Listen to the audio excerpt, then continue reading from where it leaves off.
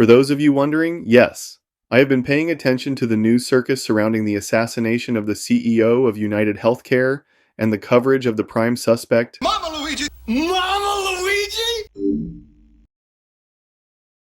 To keep this video relatively abridged, I'm not going to go over the specifics of the crime and prime suspect. If you either have been paying attention to front page news or have access to the internet, I shouldn't have to explain what happened. For this video, I would like to compare the government of the United States and their corporate puppet masters to the main antagonist to the beloved Pixar film, A Bug's Life. Why would I do this? Because everyone else is doing it right now.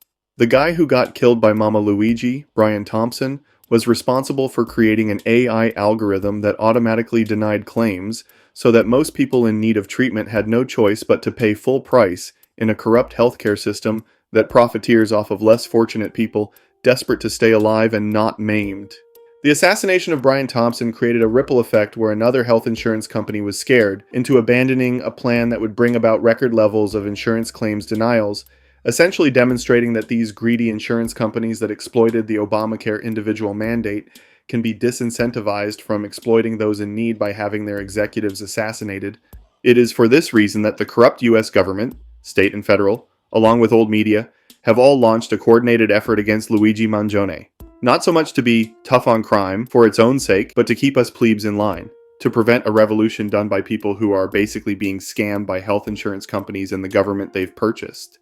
So some of you are wondering at this point, okay, but what does this have to do with that Pixar film you mentioned earlier? For those of you who don't care about this movie getting spoiled for you, A Bug's Life is a story about an ant colony enslaved by a mafia of locusts via a protection racket. The leader of the locusts, with the super original name of Hopper, convinced an ant colony that they are in danger of being taken advantage of and preyed upon by other insects. Listen, if you don't keep your end of the bargain, then I can't guarantee your safety, and there are insects out there that will take advantage of you. Someone could get hurt. And their only way of survival is to pay the locusts in food, in addition to the food the ants collect to survive. This racket was built upon a foundation of sand, as all it took was one ant standing up to the main villain, and the other ants standing up to Hopper to reveal that the ants were actually more powerful than the locusts when united against them, especially when you consider that it wasn't so much the ants versus the locusts, but really just the ants versus Hopper. The other locusts are intimidated into submission by Hopper, and the instant Hopper is found out by the ants, the other locusts ditch him, because they weren't so much in on his plan as they were servants of his. Hopper tries to kill Flick for exposing him, but Hopper is killed by the birds, thus ending the ants' oppression.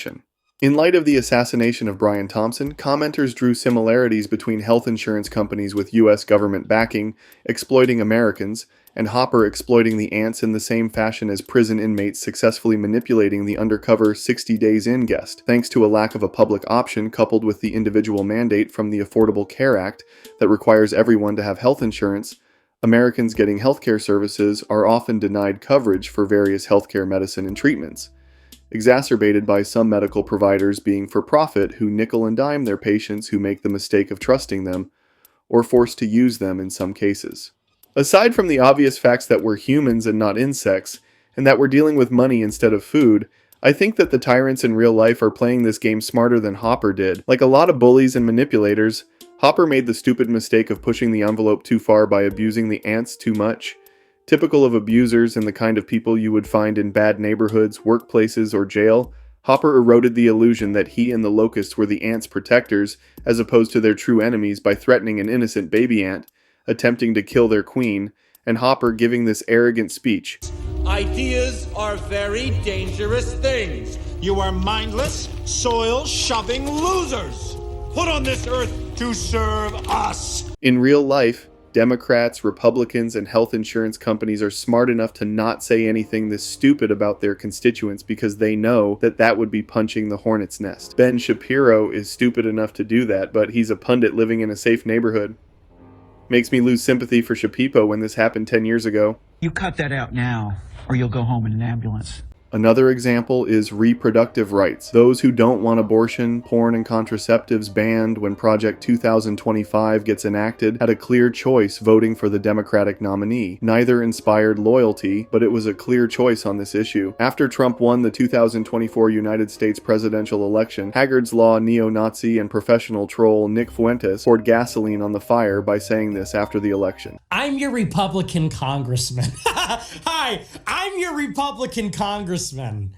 It's your body, my choice. We will keep you down forever. You will never control your own bodies. Shortly after, a feminazi stalker publicly posted his personal information on the internet and went to his house to harass him. Fuentes later spent a short stint in jail for immediately pepper spraying her. Contrast all of that with Paul Ryan attempting to pass a law that would allow rapists to sue women they rape if they seek abortions to abort fetuses that were a result of rape. This is far worse than Nick Fuentes saying something offensive, yet all this got was a news article, but no feminist stalkers hunted Paul Ryan down. What this demonstrated is if you want to do something evil, you can get away with a lack of blowback as long as you don't say anything that offends people. This is why most politicians lie. This is why companies are disingenuously polite to customers. This is one of the reasons we got rainbow capitalism to begin with.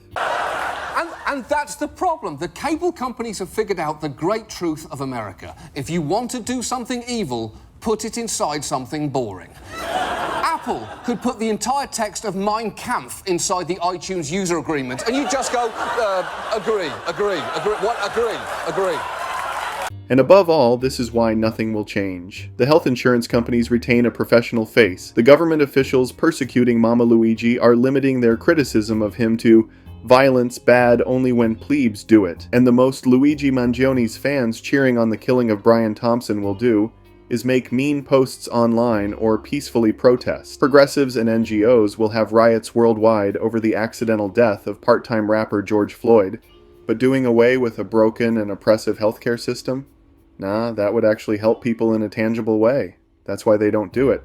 While I expect people to get mad at me for pointing all this out because they don't want to hear this level of pessimism, I have yet to see revolutionary fervor from Americans that is actually consequential. The most I saw was the Capitol Hill Autonomous Zone back in 2020, and that was both built on racial politics and couldn't seriously be expected to last. But then again, who knows what will happen this year? As of the time I'm making this video, it is January 14th. Inauguration Day is next week. Who knows what chaos Agent Orange, the Great Cheeto, will whip up across the world with all his talk of annexing Canada and Greenland. Will he turn into the US version of Putin? I guess we'll just have to see if my prediction was right or not. I've been wrong before.